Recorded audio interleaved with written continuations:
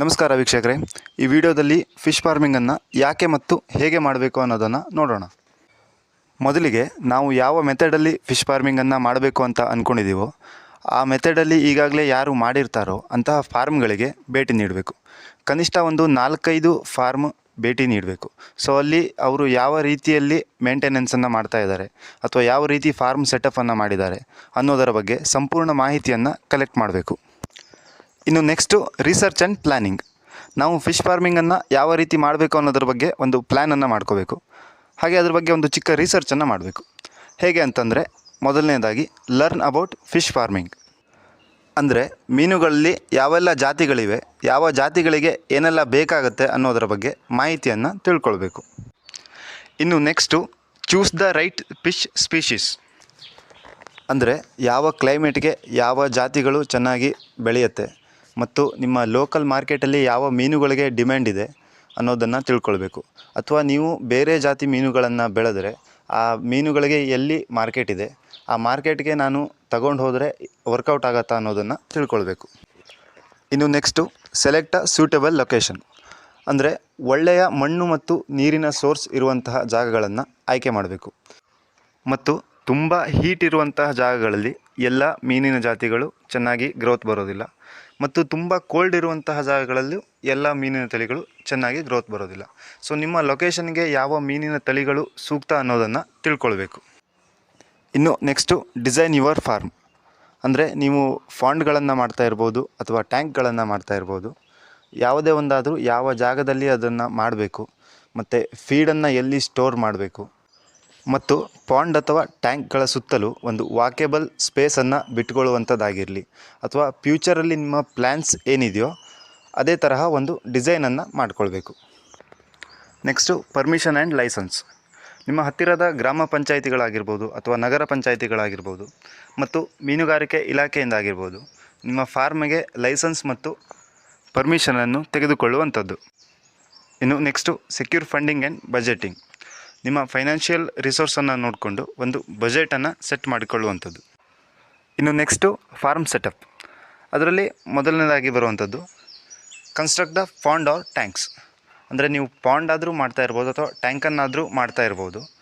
So ಯಾವುದೇ ಆದರೂ ಅದು ಫಿಶ್ ಫಾರ್ಮಿಗೆ ಸೂಕ್ತವಾದ ಡಿಸೈನಲ್ಲಿ ಇದೆಯೋ ಇಲ್ವೋ ಅನ್ನುವಂಥದ್ದನ್ನು ನೋಡಿಕೊಳ್ಳುವುದು. ಇನ್ನು ನೆಕ್ಸ್ಟು ಪ್ರಿಪೇರ್ ದ ವಾಟರ್. ಮೊದಲನೇದಾಗಿ ನೀರು ಕ್ಲೀನ್ ಆಗಿರಬೇಕು.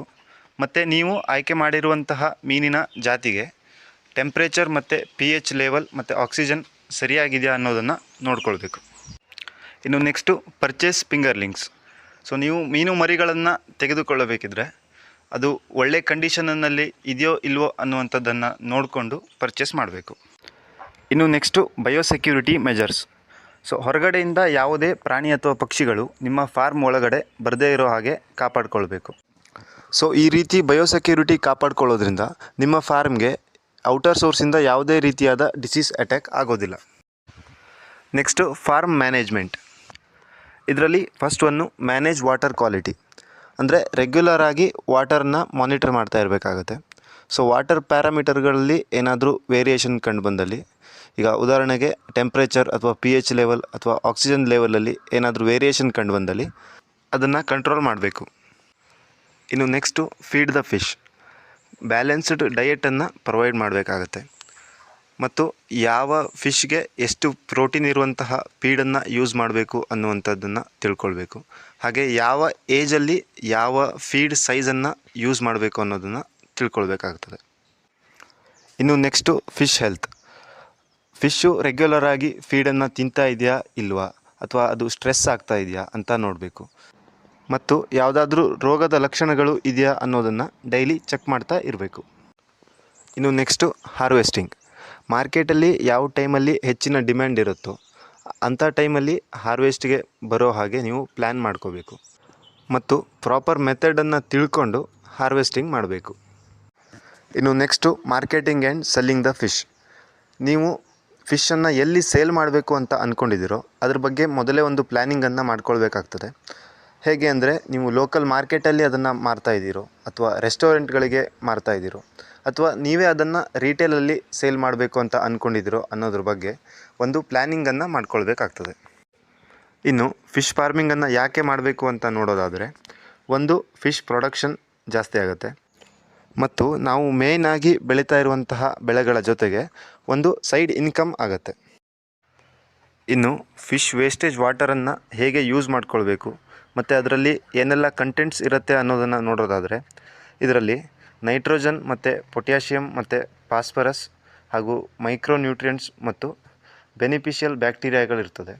ಸೊ ಇದನ್ನು ಯಾವುದೇ ಒಂದು ಗಿಡಕ್ಕೆ ಯೂಸ್ ಮಾಡೋದಿದ್ದರೂ ತುಂಬ ಒಳ್ಳೆಯ ರಿಸಲ್ಟನ್ನು ಕೊಡುತ್ತೆ ಮತ್ತು ಇದು ರಿಚ್ ಇನ್ ನ್ಯೂಟ್ರಿಯೆಂಟ್ಸ್ ಮತ್ತು ಆರ್ಗ್ಯಾನಿಕ್ ಫರ್ಟಿಲೈಸರ್ ಆಗಿದೆ.